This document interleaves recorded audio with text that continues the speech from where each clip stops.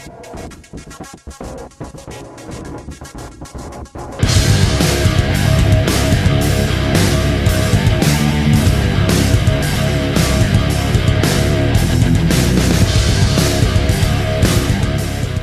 story you know.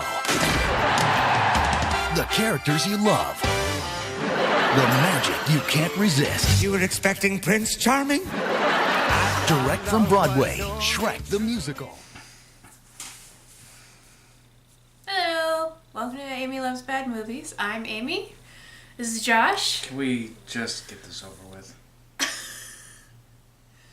So, today's movie is actually a theatrical production, and the reason I'm showing it today is because when I went to Netflix, and there's a category called Theater Arts, and I'll show you what popped up, but it wasn't much.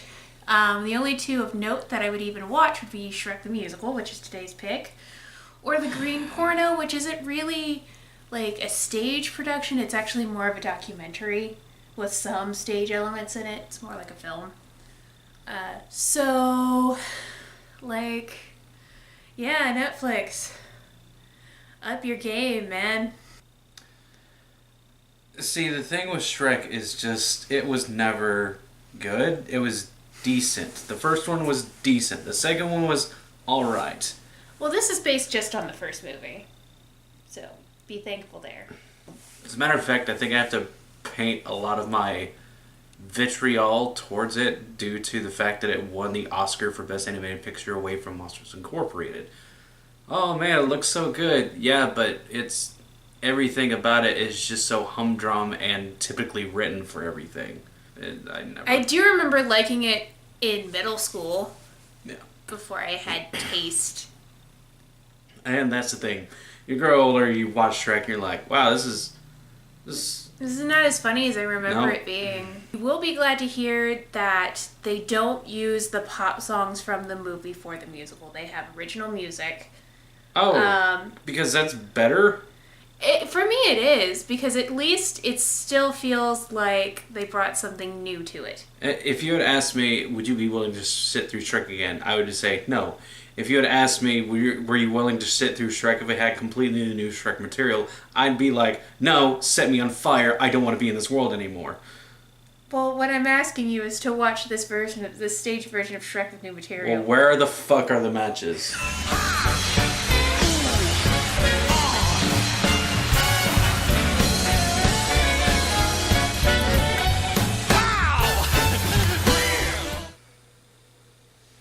It's your cue, darling. Baby.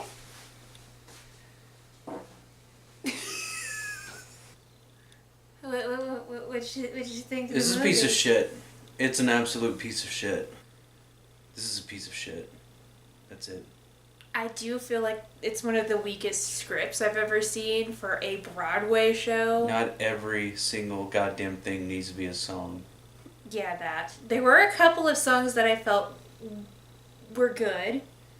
Not especially great, but good, passable. I can find one. They're all annoying. I do like the performers. The actors are doing their absolute best with what they have. And for, like, the first act, like, it's annoying, but it's passable. You can still kind of enjoy this interpretation of the characters. Like, I do kind of prefer some of the actors in this to the actors in the movie, just because they bring a little bit more sincerity to the character. But then Act 2 happens, and it makes you almost want to take all of what I said back. I actually got He's got leaned over right now 'cause nauseated he's nauseated. at this movie. There are so many decisions that they made that is just... Move over and frame. There's no sets. There are some sets, there but are they're so things goddamn on bare stage. bones that they might as well just be big ass props that you walk around. And to set up these sets, they basically have to have these musical numbers to stretch out the time in order to have time to set up these sets behind them. in between songs, do sets, do makeup, that sort of thing. But then there's the stretches of songs that go on and on and on, and you're sitting here thinking, what, did they have to build it like from scratch, like every single time the show comes on the air? And that's when I realized the songs weren't there to pad out time in order to have a set or makeup or something to be put together. Nope. It was padded out that way because they needed it to have like a longer runtime for a show. Because Broadway shows are normally a little bit longer than movies. Like this one's like 2 hours and 6 minutes. The dragon, the gospel singer dragon. It is easily the worst part. The dragon? And yet it's the most ambitious part. This is a worst part out of bad decisions. Okay. Lots and lots of bad decisions. The extras are annoying. The songs are annoying. Everything is annoying. The first pang of nausea hit me when the dragon showed up. And it is a clusterfuck of what drove you to this decision. What I didn't like about the dragon is they didn't really make a whole lot of effort between the 3 performers. There's 3 women who play the dragon simultaneously. I mean, all at the same time. And they were trying to get the puppet to move with the singing. But it's not synced up at all. Like, at all. Like, they're not trying to do it at all. The problem being, why does the fucking dragon sing? The dragon didn't have any kind of a voice. It had nothing but roars, and they could have left it at that. So they didn't just give her a voice, they gave her 3, which grows into like a Greek chorus at one point. And then there were skeletons. And I will say this, the play actually had some stuff going on. They had some form of things moving around, some form of props getting passed around, things are actually happening on set. Once we're out of the castle scenario, nothing visually happens for another 45 minutes. It's just singing about nothing. It's just bringing out extras for songs about nothing. The relationship between Shrek and Fiona are even less believable. They spend almost no time on it, and it's the biggest part of the story. And they spend almost no time on it. The worst part about it is it makes the glaring fault with the relationship in the movie even more fucking glaring, and you sit there and realize, if this were a realistic one, these people would wind up getting divorced because they really don't have anything in common other than just being an ogre. Well, in the movie, they had other things in common, like eating bugs. Well, no, in the movie, they had some form of chemistry. In this, there's nothing. They bond over having horrible childhoods and eating gross things. And that's it. And there isn't really a point where you see them click together. Well, they tried to create one of those, but that is immediately followed by a burping/farting contest scene, which I think made you leave the room. Yeah, I had to leave.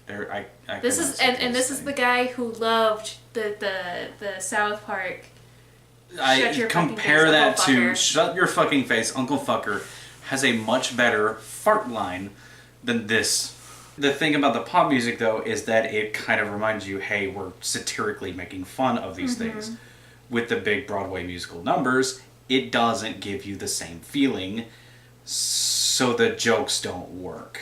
And there were some beautiful numbers in this, but they didn't quite work with the story that they were trying to tell. Like the one where Shrek sings about being a hero as a song in itself without any context to anything else. It's actually a very pretty song.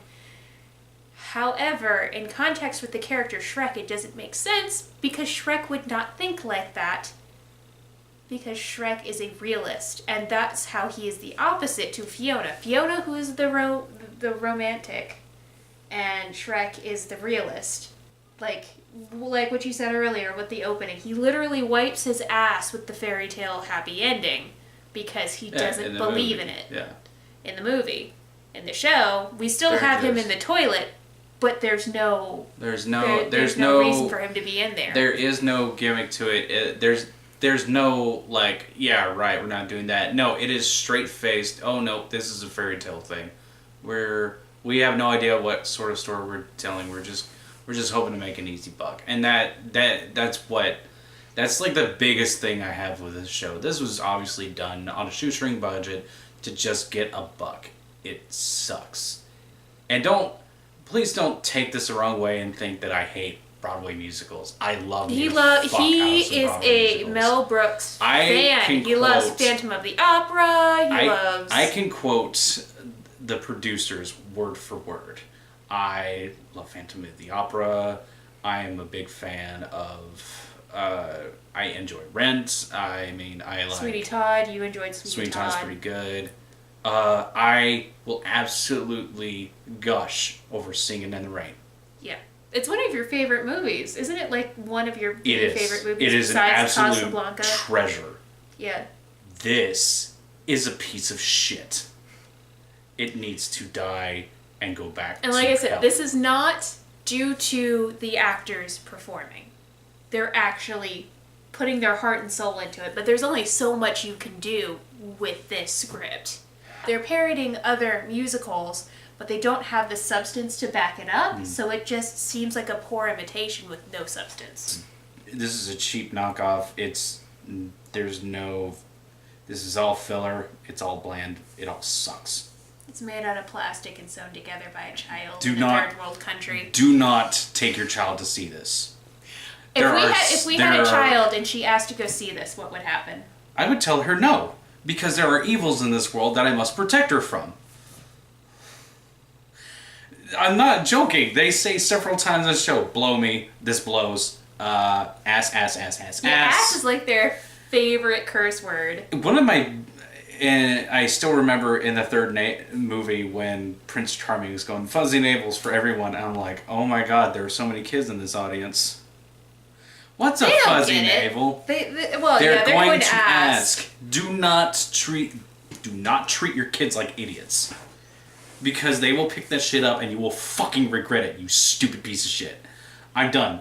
I'm done talking about this. Next week, we're going to do something fucking different. I swear to God, I'm not doing... Yeah, we're actually going to do a request from one of your buddies. One of my friends found out Hopefully that we he doesn't fuck us over, because I haven't seen this either. He said, hey, there's a movie on this. We have not seen it. We have no idea what it is about beyond the synopsis. I know Morgan Freeman's in it. Mm-hmm.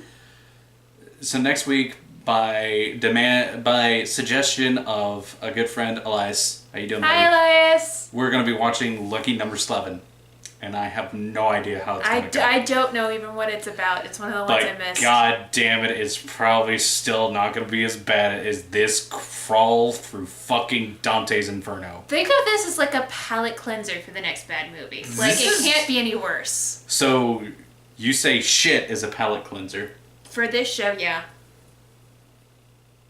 Think about how happy you were to see think about how happy you were to see the Tales from the Crypt movie after watching Existence. Why? Bye, guys. We'll see you next week. And where would a brave knight be without his noble steed? All right, you think I'm a steed?